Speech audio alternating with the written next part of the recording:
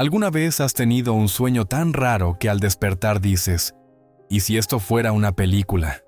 Bueno, eso fue lo que le pasó a Stephenie Meyer, la creadora de Crepúsculo. La mujer soñó con una chica humana y un vampiro que la amaba, pero también quería morderla, y no precisamente de amor. Fue la madrugada del 2 de junio de 2003, y mientras cualquiera habría vuelto a dormir o corrido a contárselo a su grupo de WhatsApp, ella se sentó y empezó a escribir como si no hubiera un mañana. Así nació la historia que luego nos tuvo a todos discutiendo si éramos Team Edward o Team Jacob. Lo curioso es que, al principio, ni siquiera había nombres. Meyer solo se refería a los personajes como él y ella, como si fuera fan del misterio. Pero luego decidió llamar a la protagonista Isabella, porque así quería ponerle a una de sus hijas. Y Edward, bueno, lo sacó de sus novelas clásicas favoritas. En 3 meses tenía terminado el borrador, y lo había llamado Forks. Pero la editorial dijo, ¿no hay algo más pegajoso? Así, revolviendo ideas, apareció Twilight, y el resto es historia y colmillos. Y hablando de historia, ¿sabías que Kristen Stewart se graduó justo cuando filmaba la escena de graduación en Eclipse? O sea, mientras Bella se despedía del colegio, Kristen también lo hacía. Hasta aprovechó el rodaje para tomarse una foto con su diploma real. No todos los días te gradúas con un vampiro al lado, ¿no? Otro detalle que casi nadie nota es el escudo de los Cullen. Ese símbolo con un león, 3 tréboles y un puño no era solo decoración. Cada miembro lo lleva en algún accesorio. Alice y Rosalie en un collar, Edward y Emmett en una pulsera, y Carlyle en un anillo bien elegante. El león, por cierto, hace referencia a la famosa frase de la saga, y así el león se enamoró de la oveja. Poético, y un poco perturbador si lo piensas mucho. Ahora, esto sí es de aplauso. Algunas escenas de las películas fueron inspiradas en las portadas de los libros. Por ejemplo, en la primera cinta, cuando Bella deja caer la manzana y Edward la atrapa con ese movimiento todo ágil. Es una recreación exacta de la portada del primer libro. Tuvieron que hacer 13 tomas para lograrlo sin que se les cayera la manzana al suelo. En Luna Nueva hay una referencia más sutil. Cuando Carlyle limpia la herida de Bella con una gasa blanca. Y en Amanecer, parte 1, el ajedrez rojo y blanco entre Edward y Bella, es un guiño clarísimo a la portada del último libro. Todo muy simbólico, como si los fans necesitáramos más razones para obsesionarnos. Y si creías que Crepúsculo fue un éxito inmediato, agárrate. Los derechos de la historia fueron comprados en 2004 por Paramount, pero la película se quedó congelada por 3 años porque el guión que estaban escribiendo parecía más una película de acción que un romance de vampiros.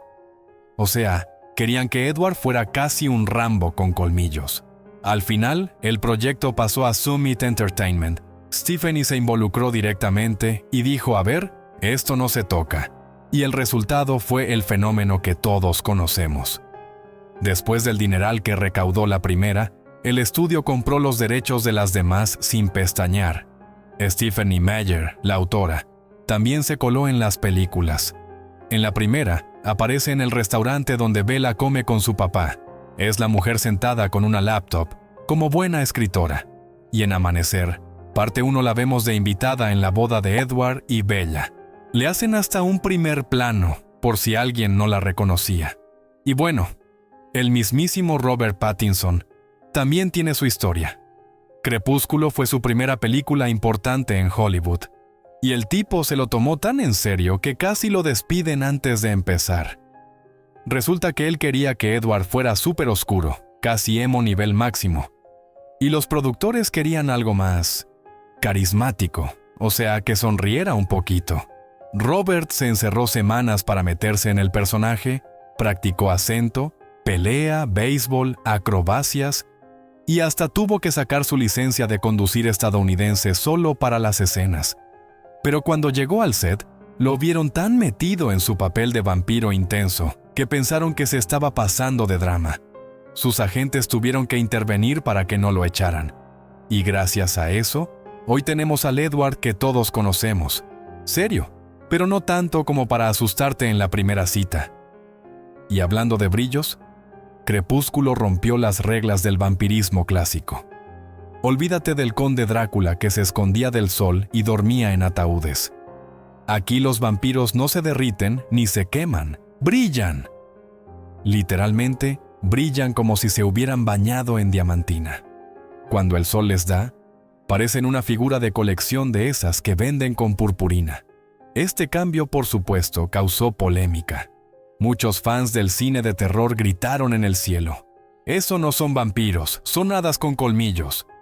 Pero la autora, Stephenie Meyer, tiene su propia explicación científica.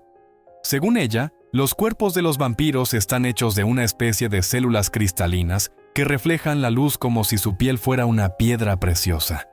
Básicamente, Edward no brilla por magia, sino porque es biológicamente un cuarzo con sentimientos. Otra curiosidad bastante divertida es que 3 actores usaron pelucas durante la saga, y no precisamente por vanidad. Nikki Reed se tiñó el cabello de rubio durante la primera película, pero la pobre terminó perdiendo mechones porque el proceso le quemó el cuero cabelludo. Así que, para las demás grabaciones, dijo «ya no más», y se puso una peluca de lujo. Kristen Stewart también usó una, porque mientras filmaba The Runaways, tuvo que cortarse el cabello cortito para otro personaje, y cuando regresó al set de Eclipse, su melena original ya no existía. Y el caso más chistoso fue el de Taylor Lautner, alias Jacob. Durante la primera película tuvo que usar una peluca larga y pesada para verse más salvaje, pero la odiaba con todo su corazón. Cada entrevista lo decía: «Esa cosa pica y pesa como si trajera una cobija en la cabeza». Por eso, cuando le tocó cortarse el cabello para las siguientes entregas, fue el más feliz del elenco. Y ojo con este dato que casi nadie sabe. Stephenie Meyer ya tenía en mente su reparto soñado antes de que existiera la película. Ella quería a Henry Cavill como Edward, y para Bella había pensado en Emily Browning o Elliot Page.